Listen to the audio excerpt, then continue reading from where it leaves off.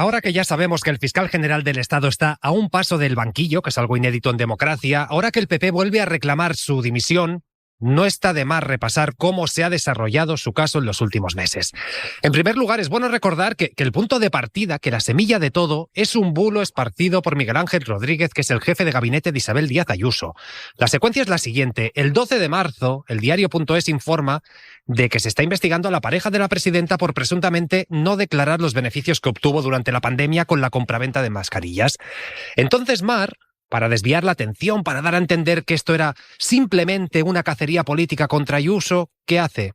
Primero, amenaza con triturar al medio que había publicado la información, después contraataca esparciendo una mentira. Concretamente, Rodríguez filtró a varios medios que la Fiscalía había ofrecido un pacto a González Amador para evitar el juicio, pero que alguien de arriba, eso decía él, alguien de arriba, se entiende que el fiscal general del Estado, había ordenado frenar este ofrecimiento. Un relato que varios medios dieron por bueno y que, para que resultara más verosímil, se acompañaba de un correo electrónico de la Fiscalía completamente fuera de contexto, es decir, se acompañaba de material engañoso. Pues bien, si son oyentes habituales de este programa de Hora 25 ya se acordarán. Esa misma noche, la cadena SER, más concretamente nuestro compañero Miguel Ángel Campos, desmentía ese bulo con pruebas. Lo que explicaba Campos era que fue el novio de la presidenta, a través de su abogado, quien había ofrecido un pacto. Es decir, él reconocía los delitos, pagaba una multa y se evitaba el juicio. Por lo tanto, Campos sí había accedido a la información completa, al correo clave en todo esto.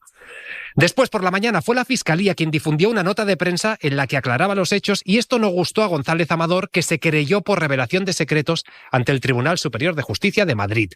Allí lo que se investigó era eso, era quién había ordenado publicar esa nota de prensa. Pero después, cuando la causa saltó al Supremo, la investigación no se centraba en eso, no se centraba en la nota, sino en quién había filtrado a Campos y a otros periodistas el correo en el que el abogado de Ayuso reconocía los delitos. Lo que pasa es que aquel correo tuvo acceso el fiscal general del Estado, sí, pero es que también decenas de personas más, entre periodistas, funcionarios de la Administración de Justicia o fiscales, entre otros la jefa del Ministerio Público en la Comunidad de Madrid. Es más, durante su declaración ante el juez, los periodistas demostraron que habían recibido este mail de la discordia antes incluso que el fiscal general del Estado, algo que sorprendentemente no le ha valido a este tribunal, que directamente ha rechazado estos testimonios. Hombre, habrá quien diga, ¿y por qué entonces Álvaro García Ortiz borró todo el contenido de su teléfono móvil el mismo día que registraba en su despacho? Esto es algo que muchos critican, es verdad. Él sigue defendiendo que fue por una cuestión de seguridad, pero lo que es seguro, lo que dicen los hechos, es que no ha sido posible ver ningún contenido incriminatorio. Y dirán entonces, pero ¿los indicios entonces contra el fiscal cuáles son? Pues no hay una respuesta clara. No la hay. Y así lo hace notar el magistrado, que ha emitido un voto particular, que ha emitido un voto en contra de su procesamiento, precisamente porque cree que no hay pruebas sólidas en su contra. Y es a partir de aquí que se abre el debate sobre si debe o no dimitir. Aquí hay quien cree rotundamente que sí, quien considera que no se puede tumbar tan fácilmente a un fiscal general, y quien se sitúa, podríamos decir, en medio, quien dice, hombre, aunque sea injusto, debe abandonar el cargo por una cuestión de prestigio de la institución y porque la asunción de responsabilidades no puede depender de si el acusado se considera o no culpable. Pero sea lo que sea, este debate ya entra en el terreno de las opiniones, de la ideología, pero de lo que no cabe duda es que los hechos son los hechos y a veces es bueno recordarlos. Déjame añadir a Félix Martín a la conversación. Buenas noches. Hola, buenas noches. ¿Qué tal está? Es portavoz de la Unión Progresista de Fiscales, de la cual forma parte García Ortiz precisamente. ¿Entiende, aunque sea remotamente, la decisión del Supremo? No la compartimos. Déjeme, Pablo, primero que alegue que en esa decisión del Supremo hay una parte que sí compartimos, de la que nos alegramos, y es que se ha decretado por unanimidad el sobreseimiento libre. Esto quiere decir que se considera que no hay ningún indicio de delito contra la fiscal jefa provincial de Madrid, que tengo que decir que seguramente estará escuchando su programa, que es una profesional como la copa de un pino, incansable y muy trabajadora, y que por tanto sé que hoy no va a estar contenta del todo, porque otro compañero, el fiscal general del Estado, se prosigue el juicio contra él, pero por lo menos ella sí que va a poder descansar un poco más tranquila. Y déjeme decirle también que esto merece ya una primera reflexión. Han sido los jueces los que han decretado el sobreseimiento libre respecto a la fiscal jefe provincial de Madrid, al entender que la fiscal estaba cumpliendo con su obligación descartando enteramente que haya cometido cualquier indicio del delito, habiendo una acusación formulada ni más ni menos que por una asociación de fiscales. Por tanto, en este aspecto creo que merece una importante reflexión. Y en relación... Sí. No, decía. Y en relación a la segunda parte, desde luego, Pablo, esperábamos y deseábamos que hoy hubiéramos podido celebrar todos los fiscales el archivo de la causa para los dos fiscales implicados. Pero después de leer el auto, es muy importante, después de leer el auto, no nos podemos desdecir. La Unión Progresista de Fiscales, y aclaro que el fiscal general del Estado ya no pertenece a la Unión Progresista de Fiscales, no nos podemos desdecir de lo que hemos venido sosteniendo hasta ahora, sino que además, Pablo, respetuosamente, después de leer el fundamento del auto y después de leer el voto particular, nos cargamos de razones para seguir defendiendo lo que defendemos. ¿Por qué? Porque de un lado observamos que los argumentos que han llevado a confirmar el procesamiento del fiscal general del Estado, respetuosamente lo digo, son nuevamente especulativos y enteramente subjetivos. Frente a ello, los argumentos del voto particular ya no es, por tanto, Pablo, una asociación de fiscales, la UPF, la que está sosteniendo esto. Ya por lo menos nos enlazamos con un posicionamiento judicial. Son concretos, son objetivos, son minuciosos, van al detalle y tienen en cuenta el contexto de los hechos. Y creemos, como queremos ver el vaso medio lleno y confiamos en la justicia, que con este voto particular se puede abrir camino que triunfe al final del procedimiento. Lo que nosotros estamos convencidos es la absoluta inocencia de todos los fiscales que participaron en la cadena. Lo sostuvimos en su día con todos los fiscales que estuvieron investigados. Ahora ya se nos ha dado la razón con la fiscal jefe provincial de Madrid, y lo sostenemos también con el mismo ímpetu y en la misma solemnidad también con el fiscal general del Estado. ¿Cree que los dos magistrados que sí que han avalado dejar al fiscal a un paso del juicio han actuado por motivaciones políticas? Lo que considero, a mí no me corresponde hacer ese tipo de valoración, me corresponde hacer una valoración jurídica.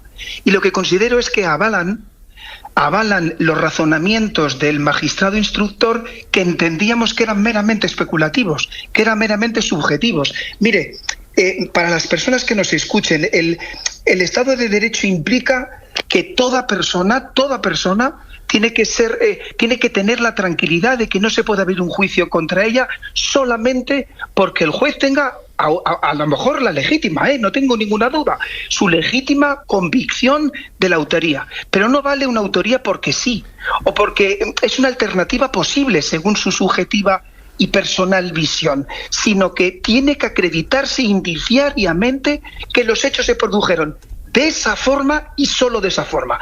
Y esto no lo estoy diciendo yo, lo dice también el voto particular, que alega ese voto particular que en este caso concreto no hay ningún indicio objetivo, ninguno, que señale la autoría del fiscal general del Estado.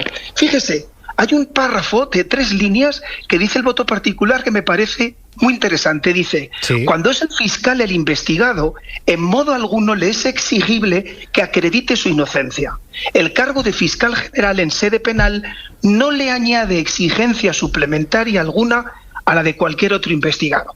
Creo que esto resume muy bien lo que aquí ha pasado. Por tanto, lo que estamos valorando es que no puede sentarse en el banquillo de los acusados con todo lo que eso supone, ni más ni menos que al fiscal general del Estado, solamente por la convicción basada en apreciaciones subjetivas de un magistrado. Ahora, a pesar de todo esto, de esta argumentación que me hace usted, teníamos aquí en la mesa el debate de si, a pesar de todo esto, y asumiendo que usted no está de acuerdo con el hecho de que se pueda juzgar al fiscal general, si cree que se debe o no mantener en el cargo precisamente por un tema de prestigio de la institución. Fíjese, entiendo perfectamente su pregunta y entiendo perfectamente el debate que genera. Y créame que nosotros lo hemos pensado muchísimo, la respuesta que le voy a dar ahora. Si hoy yo, esta noche, ante usted, ante sus oyentes, pidiera la dimisión en nombre de la Unión Progresista de Fiscales del fiscal general del Estado, cometeríamos, la Unión Progresista de Fiscales, 2 grandes errores, 2 grandes faltas. Y es por la suma de las 2 cosas que le voy a decir. Tenga en cuenta la suma de las 2 y no cada una de las que yo le diga individualmente. Una, con la defensa de la verdad y de la justicia. Y yo, como presidente de la Unión Progresista de Fiscales, afirmo con rotundidad, con solemnidad, que el fiscal general de Estado es inocente, que está siendo objeto, con ocasión de este procedimiento, de un ataque sin precedentes en democracia, que algún día llevará a muchas personas a reflexionar sobre lo que ha acontecido en estos tiempos. Y en segundo lugar, cometeríamos un gran falta con los fiscales, pero no por una visión corporativista, con una defensa institucional de lo que la Fiscalía tiene que ser una justicia democrática. ¿Por qué? Porque que se mantenga al fiscal general del Estado en su puesto le convierte en un dique de contención frente a un desatino que colocaría a cualquier fiscal en el futuro en una posición de enorme debilidad. No es corporativismo, es defensa de una institución fundamental para la justicia democrática. Por tanto, si me está escuchando el fiscal general del Estado, por favor, debe continuar. Sé que no será fácil para él esta noche, pero por favor, por todos, no solo por él, sino por todos, debe continuar en su puesto. ¿No es raro a nivel de procedimiento ver un fiscal general sentado con la fiscalía pudiendo acusar? Y también no estamos bajando el listón, lo digo porque si a partir de ahora la dimisión va asociada a una culpabilidad o no, lo que estamos asumiendo es que cualquier persona que dimita antes de ser condenada o no, está dimitiendo porque asume su culpabilidad. Pero Pablo, también, permítame, entendiendo su argumentación, que cometeríamos un enorme error si no valoramos el contexto de cada caso concreto. ¿Usted cree que yo estaría defendiendo lo mismo si se estuviera acusando a un fiscal general por haberse llevado dinero? Pero lo que estamos diciendo es que si no tenemos el contexto de lo que apareció, estamos desvirtuando los hechos. Lo que hizo el fiscal general del Estado fue ordenar una nota para desmentir un bulo que además decía falsedades no sobre él, sino sobre la institución de la Fiscalía, que decía que los fiscales estábamos al servicio de los políticos. Si no entendemos ese contexto y si no entendemos la importancia que ese contexto tiene en el futuro para los fiscales que investiguen a poderosos, si no entendemos esto, creo que seríamos unos irresponsables. Pregunta, ¿debe o no debe dimitir el fiscal general? Pues a ver, yo entiendo que haya gente que considere que es una situación bastante delicada en la que el fiscal general del Estado tiene que sentarse en un banquillo para defenderse y que por lo tanto estar al frente de la Fiscalía General del Estado pues no beneficia a la institución. Ahora, esto se entendería si el procesamiento fuera por cualquier otra causa, pero hay que recordar que se llega al procesamiento por un desmentido, es decir, el fiscal general del Estado emite una nota de prensa para desmentir la difusión de un bulo que ya estaba en cierta opinión publicada y acaban imputándole un delito de revelación de secretos. Esto es un auténtico disparate teniendo en cuenta que durante la investigación, como se dice en el voto particular que hemos conocido hoy, no se constata que haya indicios que puedan llevar al banquillo al fiscal general del Estado. Previo a entrar en el procesamiento, yo creo que conviene decir que el fiscal general del Estado ha sido una pieza a batir por la derecha política y judicial desde el mismo momento en que fue nombrado por el presidente, por el gobierno, ratificado por el rey a propuesta del gobierno, como manda la Constitución, y que la derecha judicial y política no ha cejado en el intento y que redobló la presión sobre el fiscal general del Estado cuando escucharon aquella consigna de José María Aznar de el que pueda hacer que haga. Se lo tomaron tan al pie de la letra que fueron avanzando en esa investigación que desde mi punto de vista no tiene sentido alguno, puesto que muchos de los testigos que declararon durante la investigación certificaron que ese correo electrónico llegó a los medios de comunicación y a los periodistas antes de que el fiscal general del Estado emitiera la nota de prensa. Este testimonio no ha servido para el instructor, para el juez Hurtado. Parece ser que es que los 6 periodistas ninguno tiene palabra o debían de tener un encargo de un ser superior para declarar todos lo mismo. Pero el caso es que no ha habido indicios concluyentes. Y luego es sorprendente, y esto también se puede leer en el voto particular, que los mismos argumentos que han servido para eximir de responsabilidad o del procesamiento a la fiscal jefe de Madrid son los que sirven para sentar en el banquillo al fiscal general del Estado. Es todo un poco delirante. Y también se recuerda que el propio Tribunal Supremo desestimó varias querellas que presentó el novio de la pareja de la presidenta de la Comunidad de Madrid contra la vicepresidenta primera y ministra de Hacienda, supuestamente también por revelación de secretos, y la doctrina del Supremo, el argumento del Supremo fue que como esos datos ya estaban publicados en prensa, no había lugar a continuar con la investigación de esa querella. Por lo tanto, es todo un absoluto disparate. Ahora, vamos a llegar al 5 de septiembre, que es una fecha muy importante para la carrera judicial, con la apertura del año judicial, con el fiscal general del Estado a punto de sentarse al banquillo, y en un acto muy solemne con presencia del rey, que no va a ser nada cómodo ni para el fiscal general del Estado, ni para el jefe del Estado, ni para quienes participen de la apertura del año judicial. Ahora, yo sí considero que un defraudador fiscal, o la voluntad de un defraudador fiscal y de toda la compañía que ha tenido en esta defensa, incluido el gabinete de la presidenta de la Comunidad de Madrid, no pueden doblar el pulso al fiscal general del Estado por emitir una nota para desmentir la difusión de un bulo. Mariano Alonso, ¿lo ves igual? Entiendo tus argumentos, no los comparto, o sea, los comparto porque eso obviamente es excepcional, pero la pregunta que yo creo que hay que hacerse es por qué hemos llegado hasta aquí y qué está en disputa.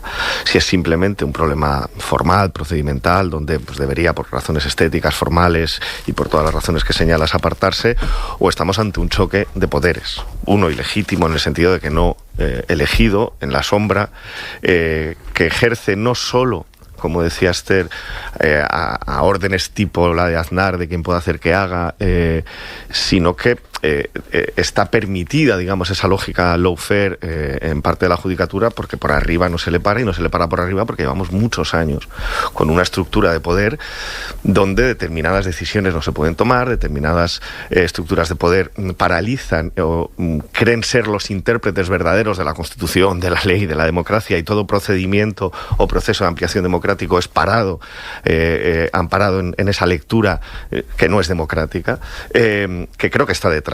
Esta lógica un poco antisanchismo, anti-amnistía, anti-todas, es una manera de defender una lectura de lo que es el Estado de Derecho que no es democrática, en la medida en que choca con la ampliación democrática que naturalmente sucede en un Estado, donde la sociedad va tomando decisiones y apoya en el Parlamento leyes y apoya determinadas políticas, que es contra lo que se está, a mi juicio, en última instancia, jugando todo este proceso. De manera que, si es verdad lo que estoy planteando, si hay un choque de poderes, uno legítimo, elegido democráticamente, porque de manera mediada, indirecta, el fiscal general del Estado depende de la soberanía popular o de la voluntad general, en la medida en que es elegido por el presidente del gobierno, es decir, por el poder elegido democráticamente, frente a un poder en la sombra, no articulado, que no es el Poder Judicial entero, ni mucho menos, que son determinados miembros. Si estamos ante un choque de esas características, dimitir, renunciar o pedir, porque el presidente del gobierno no puede directamente hacerle dimitir, pero sí pedirla, entonces estamos ante una cuestión mucho más grave,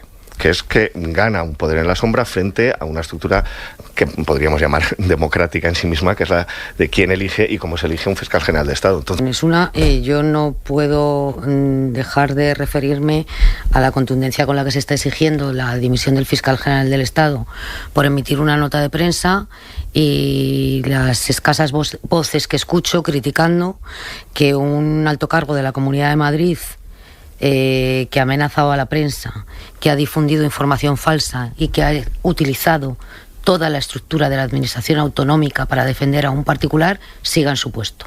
No he escuchado ninguna voz que apunte sobre las responsabilidades que tiene que asumir este señor.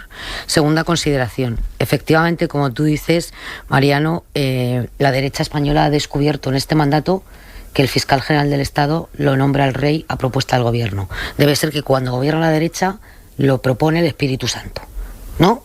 Es decir, cuando gobernaba José María Aznar o gobernaba Mariano Rajoy, ¿quién nombraba al fiscal general del Estado? Acabo de decir, que la relación de este gobierno, como la de otros gobiernos, y aclaro, de otros gobiernos de otros colores, ha sido problemática, que tenemos un problema, y creo... No tenemos un problema. Y acabo de decir que me parece razonable la reforma que está impulsando el ministro Bolaños en aras a conseguir que el fiscal general del Estado sea, de una vez por todas, independiente del gobierno, que no tenga que rendir cuentas a Moncloa.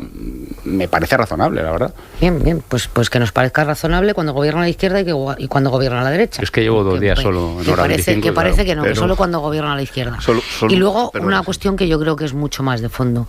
Yo creo que, y no es la primera vez que lo digo ante estos micrófonos, hay determinadas estructuras del Estado, una de ellas es un sector del Poder Judicial, resistentes al cambio, cuando el cambio llega del sector progresista del arco parlamentario, nunca cuando llega de la derecha, que se resisten a que haya modificaciones de calado en este país. Y es un sector que tiene pendiente hacer la transición. Igual que otras estructuras del Estado hicieron la transición perfectamente y tienen un comportamiento absolutamente democrático, yo creo que hay una parte de la judicatura que efectivamente, como apuntaba Jorge hace un momento, se han imbuido de una responsabilidad que no le corresponde y que significa para ellos salvar a la patria, no sé a qué patria. Hay que salvar al país. A su patria. A su patria en la que solamente caben ellos y quienes piensan como ellos. Pero yo creo que esto es una asignatura pendiente que la judicatura en algún momento tendrá que hacer. Fíjate, citabas a Miguel Ángel Rodríguez, decías, ¿cómo nadie le exige la dimisión? La has invocado.